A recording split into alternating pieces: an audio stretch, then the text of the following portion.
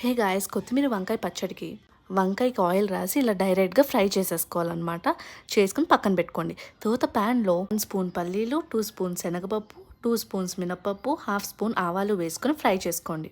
అదే ప్యాన్లో కొన్ని పచ్చిమిర్చి మీ టేస్ట్కి తగినంత వేసుకొని వేపేసి అవి కూడా మిక్సీలో వేసుకోండి.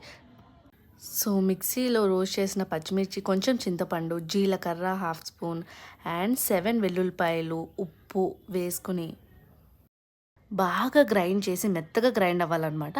గ్రైండ్ చేసి పక్కన పెట్టుకోండి. ఇప్పుడు ఆల్రెడీ వేపించిన వంకాయలకి పైన లేయర్ అంతా తీసేయాలన్నమాట.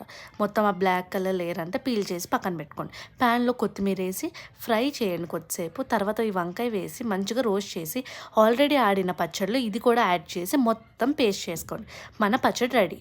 అందులో కొంచెం పోపు వేసేసుకొని వేడి వేడి అన్నంలో నెయ్యి, పచ్చడి, ఉల్లిపాయ కలిపి తినండి. అదిరిపోతుంది. Bye guys.